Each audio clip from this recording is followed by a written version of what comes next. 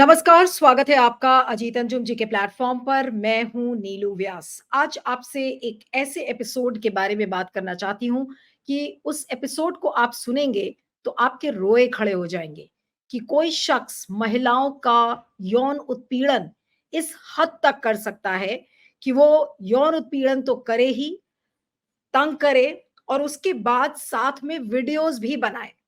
और वीडियोस बनाए किससे? मोबाइल से बनाए और उनको स्टोर रूम में बुलाकर उनको तंग करे, जानबूझकर उनकी साड़ी को खींचने की कोशिश करे।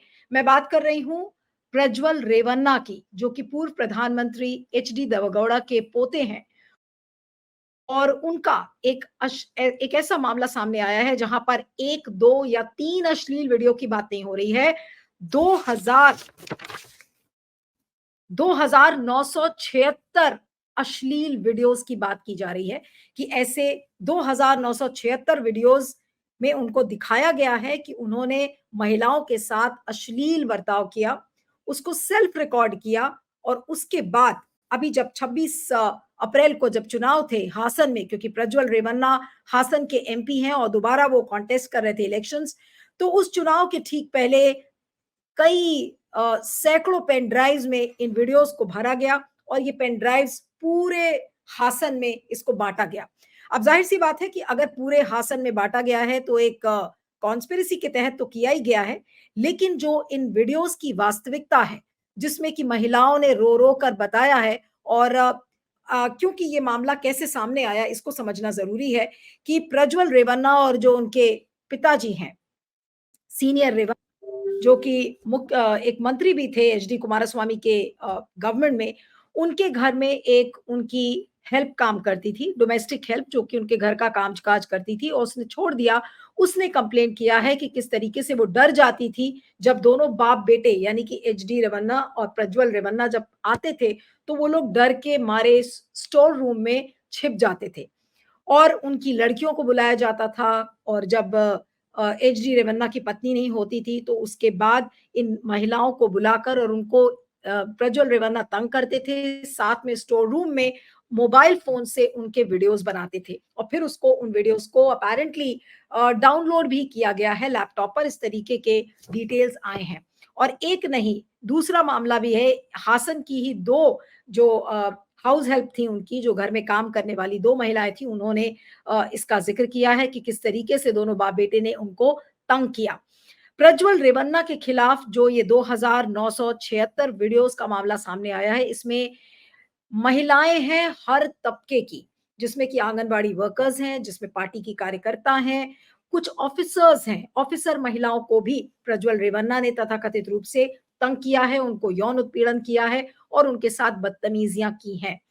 और आपको ये बता दें कि जब ये जो वीडियोज़ जिनका ज़िक्र आ रहा है कि उनको हासन में पूरे बाँटा गया है उन पेन ड्राइव्स को, तो ये 2019 से 2022 के बीच के ये वीडियोज़ हैं, जिसकी पुष्टि आज प्रज्वल रेवन्ना के जो पिताजी हैं, एचडी रेवन्ना, उन्होंने खुद कहा है कि ये तो पुराने वीडियोज़ हैं और ये एक षड्यंत्र है पूरे परिवार की छवि को खराब करने के लिए। और ये वीडियो एक ऐसे समय में भी आया है जब चुनाव था, तो एक तो शक ये होता है कि क्या हासन का चुनाव हरवाने के लिए ये एक षड्यंत्र रचा गया था।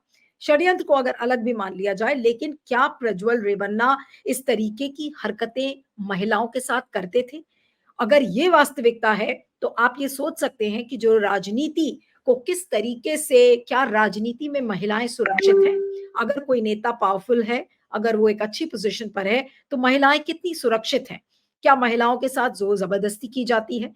क्या जबरन उनके साथ यौन संबंध बनाने की कोशिश की जाती है? क्या जबरन उनके साथ सेक्स किया जाता है? ये सारे सवाल आज इस एपिसोड से उठते हैं, क्योंकि प्रज्वल रेवन्ना एक हासन इलाके के का एक बड़ा नाम था, वहाँ के एमपी थे। एचडी देवेगौड़ा की फैमिली से आते हैं, जो पूरा वो बेस्टियन है, वो एक स्ट्रॉन्ग होल्ड माना जाता है रेवन्ना परिवार का और गौड़ा परिवार का।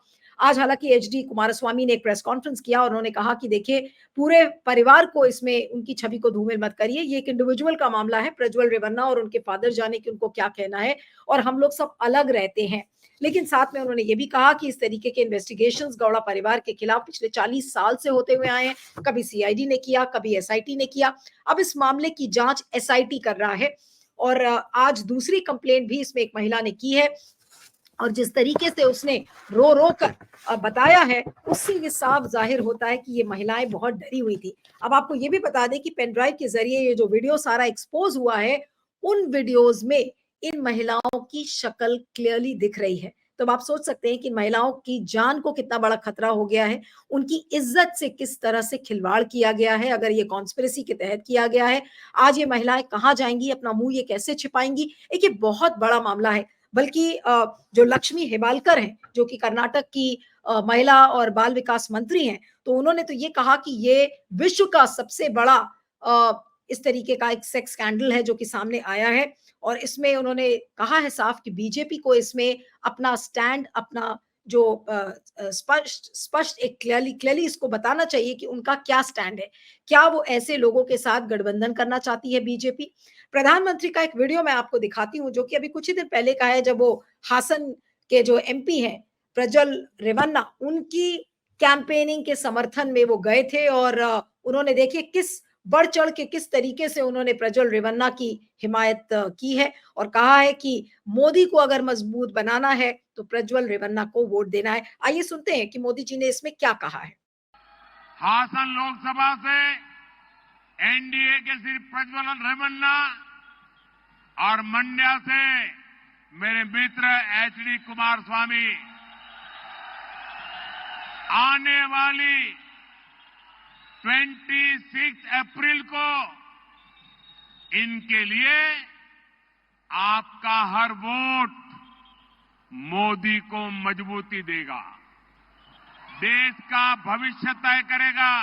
तो जिस तरह से प्रधानमंत्री मोदी जमकर समर्थन कर रहे थे प्रज्वल रेवन्ना का, तो सवाल अगला ये होता है कि क्या बीजेपी को इसके बारे में पता था? तो लक्ष्मी हेबालकर, जो कि women and child development minister है कर्नाटका की, उन्होंने ही इस बात को कहा है कि एक बीजेपी के कार्यकर्ता, जो कि हासन के कार्यकर्ता थे, जिनका नाम था देवराज गौड़ा, उन्होंने जो कर्नाटक के प्रदेश अध्यक्ष हैं बीजेपी के, बीवाई विजेंद्र, जो कि बीएस येदियुरप्पा के बेटे हैं, उनको इस बात को लेकर उन्होंने इन्फॉर्म किया था एक चिट्ठी लिखकर।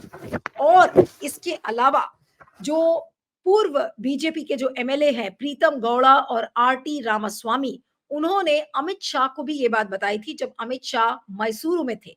मैसूरू जब आए थे, जब अपनी पहली विजिट पर, तो उन्होंने अमित शाह को भी बताया था। यानी कि ये बात अमित शाह को पता थी, ये बात प्रदेश अध्यक्ष बीवाई विजेंद्र को पता थी, ये बात मोदी जी को नहीं पता होगी, ये हम कैसे मान सकते हैं? लेकिन मोदी जी ने बढ़ चढ़कर समर्थन किया, ये जानते हुए कि एक ऐसे अश्लील वीडियो के मामले में प्रज्वल रेवन्ना इस तरीके से फंसे हुए हैं। और अगर प्रज्वल रेवन्ना के बारे में बीजेपी को यह पता था कि महिलाओं के साथ किस तरीके से उन्होंने जबरन इस तरीके का दुर्व्यवहार, अश्लील हरकत, यौन उत्पीड़न किया है, तो बीजेपी ने 10 बार सोचा नहीं कि अपनी पार्टी का हाथ वो किस तरीके की पार्टी के साथ मिला रहे हैं। आज जेडीएस के साथ उन्होंने पिछले साल सितंबर में गठबंधन किया था। और अगर ये बात मोदी जी को पता थी, तो फिर आज मोदी जी से क्या सवाल नहीं किया जाएगा कि क्या आप एक ऐसी पार्टी के साथ आपने गठबंधन किया जिस पार्टी के नेता महिलाओं की गरिमा, महिलाओं का सम्मान, महिलाओं की इज्जत को इस तरीके से सरेआम बेआबरू करते हैं, उनके साथ जोर जबरदस्ती करते हैं। और जिस तरीके से जो डिस्क्रिप्शंस आए हैं अखबारों में, अखबार की एक कटिंग आपको दिखाएं और उस कटिंग में आप देखिए कि किस तरीके की हेडलाइन है। और उस हेडलाइन को अगर आप देखेंगे तो आपका दिल दहल जाएगा। ये देखिए, ये कर्नाटक में दैनिक भास्कर की एक क्लिपिंग है जो मैं आपको दिखा रही हूं। उसकी लाइन है, टॉप हेडलाइन उसकी, सैकड़ों वीडियो मिले, दावा महिलाएं रोती रही, सांसद प्रज्वल शूट करते रहे। और इसी तरीके से महिलाओं ने डिस्क्राइब किया है कि हमारे साथ जोर जबरदस्ती करते थे, डर लगता था महिलाओं को जब वो घर में आते थे, कभी उनकी साड़ी की पिन खोलते थे, कभी उनके कंधे पर हाथ रखते थे। कुछ महिलाओं ने ये भी बताया कि उनको गलत तरीके से छुआ जाता था, जिसको लेकर महिलाएं ऑब्जेक्ट करती थी, लेकिन वो इतनी डरी हुई थी क्योंकि प्रज्वल रेवन्ना और उनके जो पिताजी थे एचडी रेवन्ना, उनके बारे में भी कहा गया कि वो भी इस तरीके का यौन उत्पीड़न करते थे। लेकिन जो ये वीडियो सामने आए हैं, जो 2976 वीडियोस, जिनका मैं आपको नंबर बता रही हूं, और ये नंबर जो स्टेट महिला कमीशन है उसके हवाले से ही ये मिला है। और उन्होंने ये बताया है कि इस तरीके की शिकायतें उनके पास आई हैं। और कल इसमें परसों देर रात सिद्धरमैया ने इस पर एक स्पेशल इन्वेस्टिगेशन टीम की जांच बैठाई है, एक जांच का गठन किया है। लेकिन प्रज्वल रेवन्ना देश से बाहर चले गए हैं। अब ये बताइए कि प्रज्वल रेवन्ना अगर देश से बाहर चले गए, उनको कोई ये बता रहा है कि वो फ्रैंकफर्ट चले गए हैं, किसी ने ये बताया वो जर्मनी चले गए हैं। आज एचडी रेवन्ना जो उनके फादर हैं, उन्होंने भी एक प्रेस कॉन्फ्रेंस में ये बात कही कि हाँ, उनको तो पता नहीं था कि उनके खिलाफ एक एफआईआर दर्ज हो रही है, उनको तो जाना ही था विदेश। तो इतना बड़ा कोइंसिडेंस कैसे हो सकता है कि उनका एफआईआर जिस दिन दर्ज हो रहा है, उसी दिन वो देश के बाहर चले जाते हैं, और देश के बाहर जाते हैं और हमारे गृह मंत्री अमित शाह को पता नहीं होता, प्रधानमंत्री नरेंद्र मोदी को ये पता नहीं होता, या फिर स्टेट अध्यक्ष जो कि बीवाई विजेंद्र हैं, उनको पता नहीं होता कि प्रज्वल रेवन्ना जा रहे हैं। तो ये किस तरीके की का बेटी बचाओ, बेटी पढ़ाओ, नारी शक्ति की बात, इतनी बड़ी-बड़ी बात अभी प्रधानमंत्री नरेंद्र मोदी ने, और शक्ति शब्द पर कितना बड़ा प्रवचन अभी प्रधानमंत्री नरेंद्र मोदी ने दे डाला था। लेकिन आज वो नरेंद्र मोदी बिल्कुल चुप हैं। हमारी जो महिला बाल विकास मंत्री हैं स्मृति ईरानी, उनको क्या हो गया है? वो तो चुनाव करने में बिज़ी हैं, आज रोड शो है उनका कितना बड़ा अमेठी में।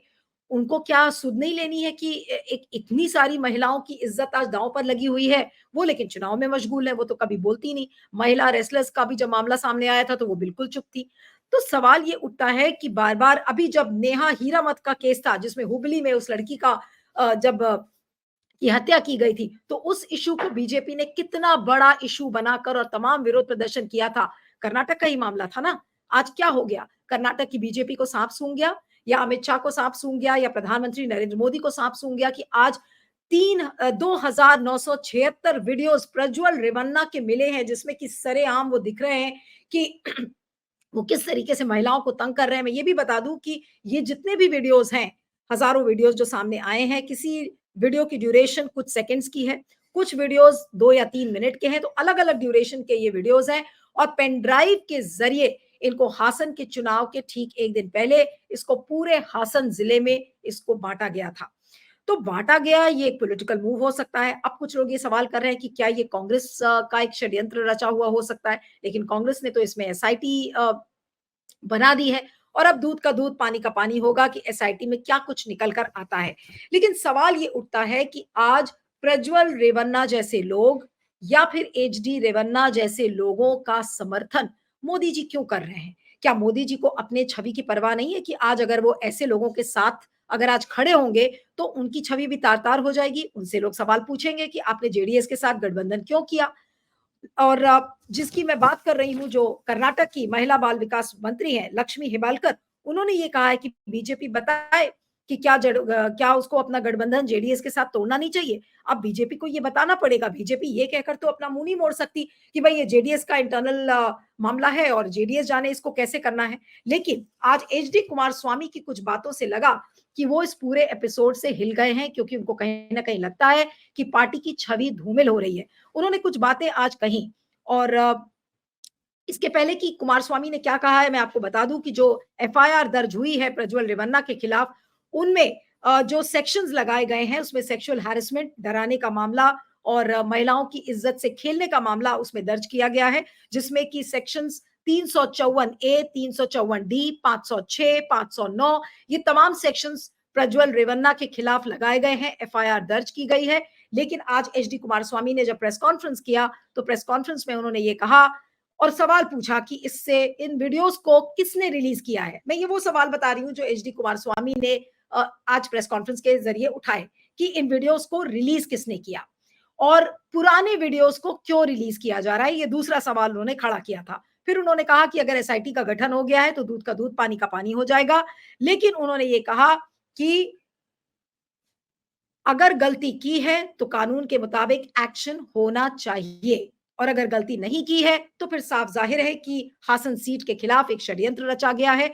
तो अब एसआईटी क्या रिपोर्ट लेकर आती है, इस पर बहुत कुछ निर्भर करेगा, लेकिन ये एक बड़ा राजनीतिक मुद्दा बन गया है। आज सुप्रिया शिनेट ने एक प्रेस कॉन्फ्रेंस भी किया था इस मुद्दे को लेकर, और बीजेपी से ही सवाल पूछे कि क्या प्रधानमंत्री नरेंद्र मोदी को इसमें अपना स्टैंड स्पष्ट नहीं करना चाहिए कि आज वो ऐसे दरिंदों को क्यों बचाने की कोशिश कर रहे हैं जिन्होंने महिलाओं की इज्जत से इस तरह से खिलवाड़ किया है। एक ऐसा नेता जो महिलाओं को अपने घर में बुलाता है, उनकी उनकी इज्जत से खिलवाड़ करता है, अश्लील वीडियोस बनाता है, फोन के जरिए बनाता है, और फिर इन वीडियोस को सर्कुलेट किया जाता है। तो ये फिर किस तरीके का एक ड्रामा जो है वो रचा जा रहा है, ये सारे सवाल आज खड़े किए हैं सुप्रिया शिनेट ने। आइए उनके प्रेस कॉन्फ्रेंस का एक छोटा सा अंश सुनते हैं। सब पता था नरेंद्र मोदी को, सब पता था 14 अप्रैल को जब वो मिल रहे थे, सब पता था जब उसको अपना साझा उम्मीदवार बना रहे थे। दिसंबर 2023 में बीजेपी के ही एक नेता देवराज गौड़ा ने बीजेपी के शीर्ष नेतृत्व को, नरेंद्र मोदी, अमित शाह और जेपी नड्डा को यह चिट्ठी लिखी, प्रदेश अध्यक्ष को चिट्ठी लिखी और उन्होंने पेन ड्राइव के बारे में जानकारी दी, प्रज्वल रेवन्ना के यौन विचलन के बारे में जानकारी दी और कहा इस आदमी को उम्मीदवार मत बनाइएगा। दिसंबर 2023, 4 महीने पहले। 11 जनवरी 2024 को देवराज गौड़ा ने प्रज्वल के खिलाफ बीजेपी आला कमान को लिखा था। उसके बाद उन्होंने प्रेस वार्ता की, सार्वजनिक किया इस सारी बात को और बताया कि ऐसा आदमी है, इसके ये कुकृत्य है, ये बातें सामने आई हैं, इसको टिकट नहीं देना चाहिए, इसको उम्मीदवार नहीं बनाना चाहिए। पहले लिखा और उसके बाद बीजेपी के आला कमान को सूचित किया, प्रेस वार्ता की। उसके बाद फरवरी और मार्च में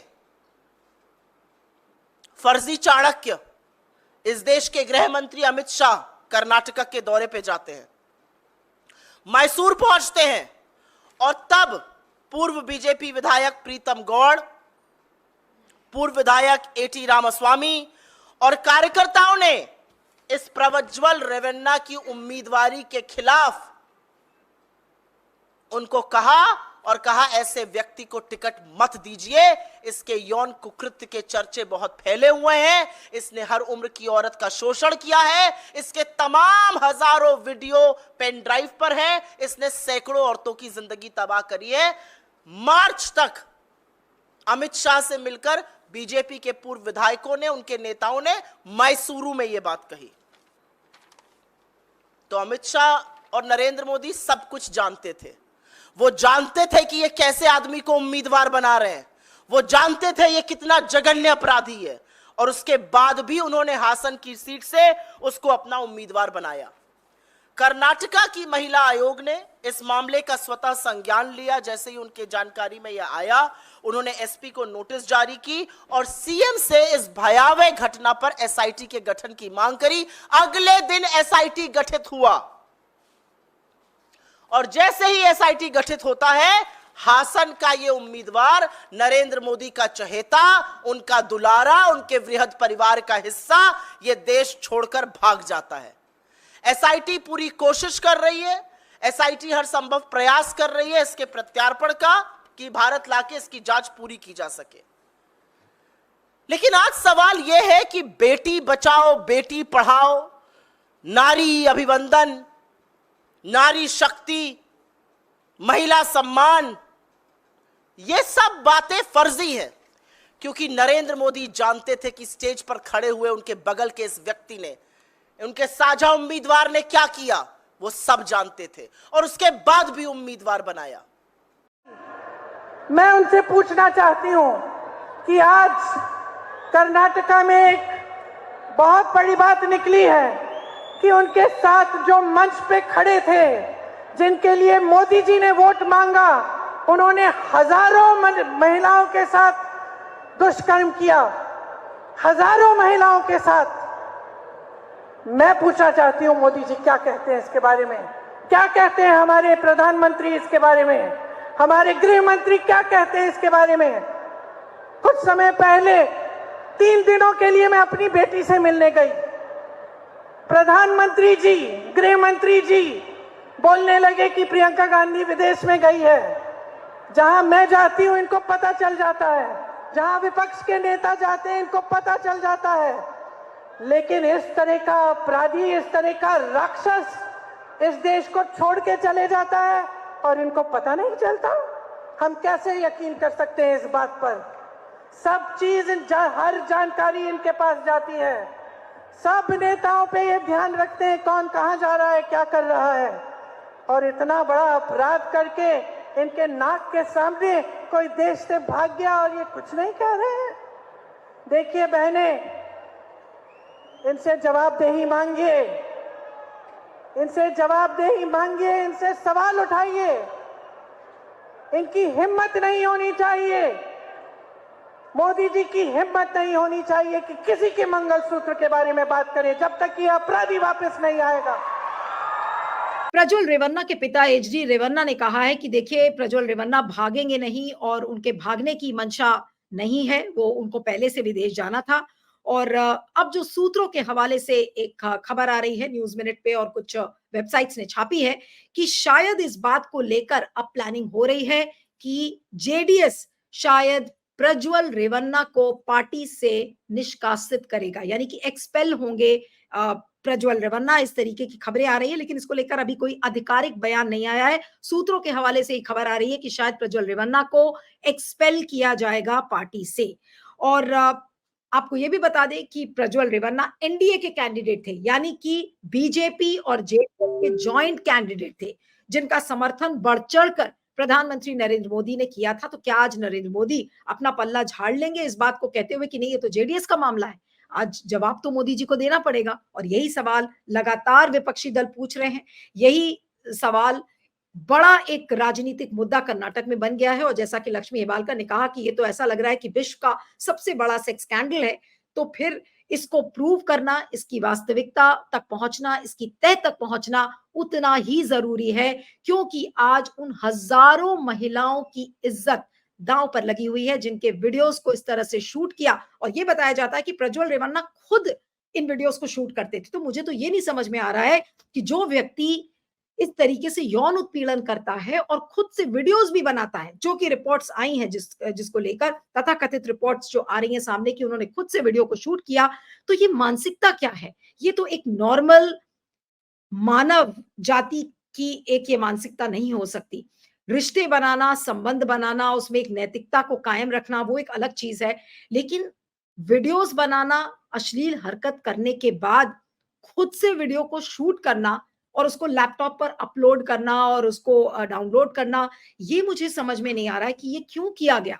आखिर किस मानसिकता से किया गया? क्या जिन महिलाओं को वो तंग कर रहे थे प्रज्वल रेवन्ना, या जिन महिलाओं के साथ यौन उत्पीड़न कर रहे थे, तो क्या उन्होंने अपने खिलाफी सबूत खुद से जमा करने शुरू किए? ये बड़ी पेचीद बहुत स्ट्रेट स्टोरी नहीं है, इसमें बहुत सारे लेयर्स हैं और कई परत हैं इस पूरे केस की कि भाई कैसे उन्होंने शूट किया, कोई ये वीडियो क्या शूट कर रहा था या वो किसी से करवा रहे थे। रिपोर्ट्स में ये आ रहा है कि वो खुद से शूट कर रहे थे। तो खुद से शूट कर रहे थे तो क्या उन्होंने अगर मोबाइल फोन से शूट किया था तो मोबाइल का कैमरा उन्होंने ऑन कर लिया था और फिर वो इस तरीके की यौन उत्पीड़न की हरकतें कर रहे थे? तो ये मामला इतना सिंपल और स्ट्रेट नहीं है जिस तरीके से ये सारी चीजें बताई जा रही हैं। लेकिन आज महिलाओं की जिस तरीके से ये इज्जत दांव पर लगी है, ये वाकई में एक बहुत दुर्भाग्यपूर्ण घटना है। और राजनीति में महिलाएं कितनी सुरक्षित है, इसको लेकर आज बहुत सारे सवाल खड़े हो रहे हैं कि अगर नेता ताकतवर है, पावरफुल है, और अगर वो जबरन इस तरीके की हरकत करता है और उसके बाद वीडियोस बनाता है, तो उस नेता के बारे में आप क्या कहेंगे? वो एक नॉर्मल ह्यूमन बीइंग नहीं हो सकता। उसकी मानसिकता भी एक आम नागरिक की मानसिकता नहीं हो सकती। ये काम हैवान करते हैं, जिनको अंग्रेजी में हम बीस्ट कहते हैं। जो बीस्ट माइंडसेट, बीस्टली माइंडसेट जिसको हम कहते हैं, एक अंग्रेजी में एक टर्म है, ये वो माइंडसेट है जो महिलाओं के साथ इस तरीके की दुर्व्यवहार करता है। और महिला भी क्या, 16 साल की उम्र की लड़की से लेकर 60 साल की महिलाओं तक के साथ इस तरीके का दुर्व्यवहार प्रज्वल रेवन्ना ने किया है। इस तरीके से जो तथाकथित रिपोर्ट्स आई हैं वो सामने इस बात को बयान करती हैं। तो आज जवाब तो बहुत सारे जो जेडीएस को देने हैं, और साथ में प्रधानमंत्री नरेंद्र मोदी इस बात से मुंह नहीं छुपा सकते, ये कहते हुए कि देखिए ये तो जेडीएस का इंटरनल मामला है। जवाब तो उनको देना पड़ेगा, अपने स्टैंड को स्पष्ट भी करना पड़ेगा कि क्या वो जेडीएस के साथ रहेंगे या जेडीएस के साथ बने रहेंगे। और ये जो पूरा जो अश्लील वीडियोस का मामला सामने आया है, कि ऐसे समय में आया है जहां पर अगर मोदी जी के पास कंफर्टेबल मेजोरिटी नहीं होती तो फिर उनको एलाइज की जरूरत पड़ेगी, यानी कि घटक दलों की जरूरत पड़ेगी। तो ऐसे में क्या वो हाथ झटक सकते हैं एचडी देवेगौड़ा का? एचडी देवेगौड़ा पे सूत्र बता रहे हैं कि उन पर दबाव डाला जा रहा है कि आप प्रज्वल रेवन्ना को निष्कासित करिए पार्टी से और उनसे दूरी बनाइए। ये बातें सुनने में आ रही हैं कर्नाटका के पॉलिटिकल सर्कल्स में। इसको लेकर काफी बातचीत हो रही है कि जेडीएस शायद अपना गठबंधन बीजेपी से नहीं तोड़ेगा, लेकिन प्रज्वल रेवन्ना को सैक्रिफाइस कर सकती है पार्टी, इस तरीके की खबरें आ रही हैं। और ये खबर शायद, और ये निर्णय शायद एचडी देवेगौड़ा ही लेंगे। हो सकता है कि वो प्रेस कॉन्फ्रेंस करें, अभी इस सब चीजों को लेकर स्पष्टीकरण नहीं है, लेकिन एचडी कुमारस्वामी पर दबाव था। आज उन्होंने प्रेस कॉन्फ्रेंस किया, उन्होंने कहा कि देखिए पूरे परिवार को इसमें शामिल मत करिए, ये एक इंडिविजुअल का मामला है और उसको जवाब देने दीजिए, बाकी एसआईटी अपना काम कर रही है। एचडी रेवन्ना ने भी स्पष्टीकरण दिया है, जो कि प्रज्वल के पिताजी हैं, और उन्होंने कहा है कि भाई वो जानबूझ के भागे नहीं है, वो किसी भी तरीके की जांच से भी नहीं भाग रहे हैं, और ऐसा नहीं हो सकता कि जिस दिन एफआईआर हुई हो और उसी दिन जा रहे हो। तो ये तो उनके पिताजी हैं, वो स्पष्टीकरण दे रहे हैं। लेकिन सवाल ये उठता है कि अगर प्रज्वल रेवन्ना जा रहे थे तो फिर गृह मंत्रालय ने उनको कैसे अनुमति दे दी? क्या गृह मंत्रालय अब प्रज्वल रेवन्ना को बचाएगा? ठीक उसी तरह से जैसे कि जो फ्यूजिटिव्स इस समय देश में बैठे हुए, विदेश में बैठे हुए हैं, चाहे वो विजय माल्या हो, चाहे मेहुल चोकसी हो, और उनको अगर बचाने का काम मोदी सरकार कर रही है, तो क्या अब प्रज्वल रेवन्ना को भी इसी तरह से किसी विदेश में शरण मिलेगी और उनको भारत का राजनीतिक संरक्षण मिलेगा, और ये उनसे कहा जाएगा कि भाई अब आप विदेश में हो, आप लौटो मत, एक बड़ी पॉलिटिकल प्रॉब्लम हो गई, अब आप चुनाव के बाद ही आना। हालांकि एचडी रेवन्ना ने कहा है कि प्रज्वल रेवन्ना इस बार भी चुनाव जीतेंगे और पूरी मेजोरिटी के साथ जीतेंगे। तो अब देखना होगा कि जब चुनाव के नतीजे 4 जून को आते हैं तो क्या प्रज्वल रेवन्ना वापस लौटते हैं, कब आते हैं, और अगर इस तरीके की जांच शुरू हुई है एसआईटी की, तो वो जांच कैसे होगी प्रज्वल रेवन्ना के बिना? ये बहुत सारे सवाल हैं, और इसमें जेडीएस का भविष्य पूरी तरह से जुड़ा हुआ है, क्योंकि जेडीएस के भविष्य के बारे में लोग सवाल खड़े करेंगे कि जेडीएस की छवि आज एक ऐसे पार्टी के रूप में उभर रही है जो कि महिलाओं की इज्जत के साथ खिलवाड़ करता है, और मोदी जी की इज्जत भी दांव पर लगी हुई है, क्योंकि मोदी जी एक ऐसे पार्टी के साथ हाथ मिलाते हुए नजर आ रहे हैं जिनके लिए महिला की इज्जत एक खिलौना है। और अगर आप इन वीडियोस को देखें और जिस तरीके के डिटेल सामने आए हैं उन महिलाओं के द्वारा जिन्होंने कंप्लेंट किया है, उससे ये बिल्कुल साफ लगता है कि महिलाओं की इज्जत, उनके साथ दुर्व्यवहार करना, उनके साथ यौन उत्पीड़न करना, उनके साथ छेड़छाड़ करना, ऐसा लगता है कि प्रज्वल रेवन्ना की आदत बन चुका था। और उन वीडियो के डिस्क्रिप्शंस में, अगर आप उन कंप्लेंट्स के डिस्क्रिप्शंस में आप देखें, तो महिलाओं ने यही कहा है कि कभी-कभी वो बदतमीजी अपने ऑफिस में करते थे, कभी-कभी वो अपने बेंगलुरु और हासन के घर में करते थे। तो ये अलग-अलग लोकेशंस पर हैं, तो ये अलग-अलग लोकेशंस पर क्या ये वीडियोस हमेशा शूट करते थे? जब भी वो किसी के साथ यौन उत्पीड़न करते थे, और ये 4-5 साल पुराने वीडियोस हैं, तो over a period of time तो सवाल एक ये भी खड़ा होगा कि जिन महिलाओं ने इसकी कंप्लेंट की है, क्या वो एक पॉलिटिकली मोटिवेटेड कैंपेन हो सकता है? ये सारे सवाल आएँगे। लेकिन जिन महिलाओं के चेहरों को खुलकर दिखाया गया है उन वीडियोस में, आप सोच सकते हैं कि उन महिलाओं के ऊपर, उन महिलाओं के परिवारों के ऊपर आज क्या बीत रही होगी। तो उनकी इज्जत बचाना ये सबसे पहली प्राथमिकता है, राजनीति बाद में होगी। कैसे जेडीएस राजनीति करेगा ये बात की बात है, लेकिन प्रज्वल रेवन्ना ने अगर ये हरकत की है तो उनको कड़ी से कड़ी सजा तो मिलनी चाहिए। लेकिन जेडीएस क्या पार्टी से उनको निष्कासित करेगी? क्या बीजेपी अपना पल्ला झाड़ेगी और जेडीएस से अपने संबंध को तोड़ेगी? ये सारे एक बड़े सवाल हैं, और ये वीडियो ने एक राजनीतिक इशू को तो बुलाकर खड़ा कर ही दिया है, लेकिन साथ में महिलाओं की इज्जत कितना एक गंभीर मुद्दा है राजनीतिक दलों के लिए, इस वीडियो ने इसको भी प्रूव कर दिया है। मोदी जी सबके लिए बोलते हैं, नारी शक्ति की बात करते हैं, बेटी बचाओ बेटी पढ़ाओ, दुनिया भर की बातें वो महिला आरक्षण बिल की बात करते हैं, महिलाओं को सम्मान देने की बात करते हैं, लाल किले से उन्होंने बात की थी महिलाओं की गरिमा, महिलाओं का सम्मान। लेकिन आज वही मोदी जी, क्यों ऐसा लग रहा है कि वो बोलना नहीं चाहते? उनके आज मुंह में क्या दही जम गई है? क्या वो ये सोच रहे हैं कि अभी तो पार्टी चुनाव सिर पर है, इसलिए हमारे लिए बोलना ठीक नहीं होगा, इस मामले को रफा-दफा करो और किसी भी तरीके से अपना पल्ला झाड़ो। लेकिन ये कितने दिन चलेगा? क्या जनता इस वास्तविकता को नहीं देख रही है? क्या आज वो महिलाएं जो कि महिलाओं का वोट बैंक जिस पर मोदी जी बहुत गर्व करते थे, आज क्या वो महिला बीजेपी के तरफ से छिटकेगी नहीं? क्या आज महिलाओं में उन चीज़ों को लेकर सवाल नहीं खड़े होंगे? ये सारे बड़े गंभीर सवाल हैं, और इसको लेकर आपके फीडबैक का मुझे इंतज़ार रहेगा, और बने रहिएगा मेरे साथ अजीत अंजुम जी के प्लेटफ़ॉर्म पर।